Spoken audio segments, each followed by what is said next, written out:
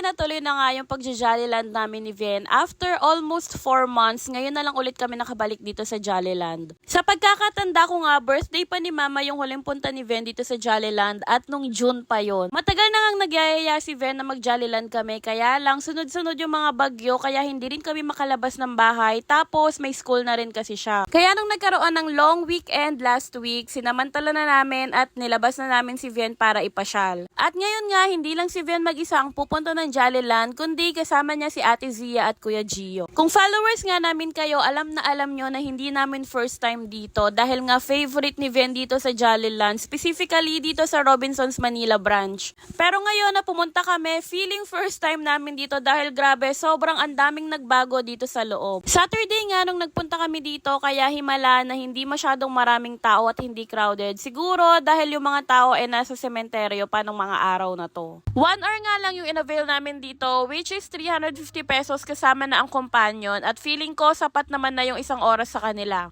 At ito nga yung sinasabi ko sa inyo na bagong activity or play area dito sa loob ng Jollyland. Hindi ko alam kung anong tawag sa activity na to pero meron siyang mga parang maliliit na bato na perfect for sensory activity. Na kahit ako nagbabantay lang sa mga bata, tuwang-tuwa sa activity na to dito sa loob. Dito nga sa play area na to, 4 years old and above ang required age nila na pwedeng pumasok dito o maglaro. Bilang may mga maliliit na bato, prone nga siya na maisubo or isubo ng bata kaya dapat meron ding companion yung mga maglalaro or pupunta dito sa loob. Though may mga staff naman na nagbabantay dito sa loob ng play area pero syempre maganda pa rin na tayong mismong mga magulang yung magbabantay sa mga anak natin para iwas disgrasya talaga. Dito nga sa play area na to, medyo matagal ding nagstay si Ven dahil siguro bago sa kanila at super nag-enjoy naman din talaga sila. And syempre, meron pa rin mga arcade sa loob ng Jollyland. Feeling ko ginawa talaga to para sa mga adult na nagbabantay sa mga bata. At minsan, pahingahan din ng mga bata katulad ni Ven kapag pagod na silang tumalon ng tumalon dito sa trampoline o kaya naman mag-slide ng mag-slide. Sa mga oras na nga to, malapit na silang matapos kaya sinusulit na nila at nilalaro na lahat yung mga hindi pa nila nalalaro. Dito na nga lang sa Lego area nagpaubos ng oras sina Kuya Gio at Ven. Kaya lang nung malapit na talagang matapos yung time nila, tsaka pa nag-announce si Jollyland na meron silang activity para sa mga bata. Nagstay nga muna namin sila saglit dito at nakakatawa tong si Ven, sayaw ng sayaw.